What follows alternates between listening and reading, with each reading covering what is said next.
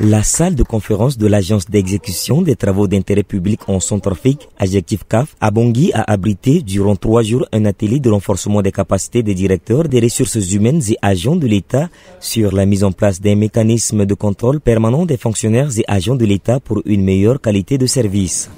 34 directeurs des ressources humaines des différents départements ministériels ont pris part à cette session qui a bénéficié de l'appui technique et financier de la MINUSCA à travers sa section des affaires civiles. Nous sommes donc arrivés à la fin des travaux de cet atelier de renforcement des capacités. Il y a 2 ou 3 points qui ont retenu mon attention dans le rapport dont lecture a été donnée tout à l'heure ici.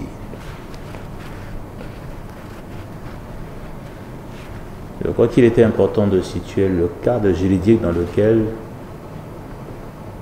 s'inscrit le mécanisme que nous mettons en place. J'ai noté 3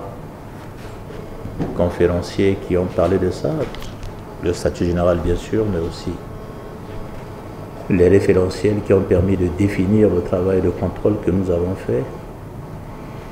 et aussi la feuille de route de Luanda qui donne sa force à ce que nous essayons de mettre en place suite à la mission de la RESA bien sûr, pour le pilotage des fonctionnaires de nos effectifs des provinces. J'ai noté aussi qu'il vous a été communiqué des outils concrets.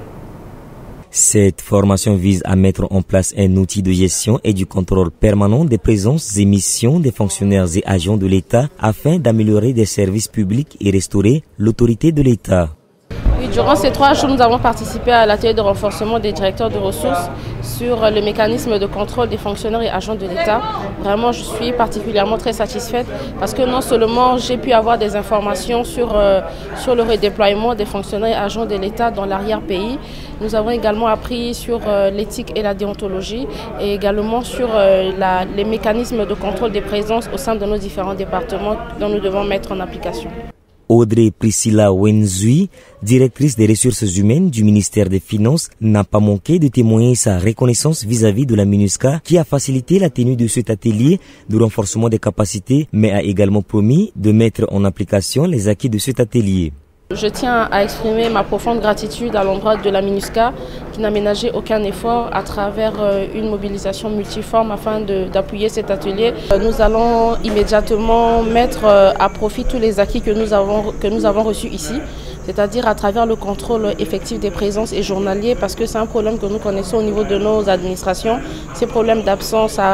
répétitifs et autres. Donc vraiment, il est de notre responsabilité à nos directeurs de ressources de pouvoir contrôler notre personnel, les heures d'arrivée, les heures de retour, les sensibiliser également sur l'éthique et la déontologie et également pouvoir mieux gérer le personnel à travers les fiches que nous aurons à notre disposition. Rappelons que cet atelier s'inscrit dans le cadre de la stratégie politique de la MINUSCA en soutien aux actions du gouvernement centrafricain et plus particulièrement le ministère de la fonction publique et de la réforme administrative dans le cadre du contrôle permanent des fonctionnaires et agents de l'État. Cette initiative est une suite logique des 3 missions de cartographie de présence des fonctionnaires et agents de l'État menées depuis 6 ans pendant les mois de mai et juillet 2022.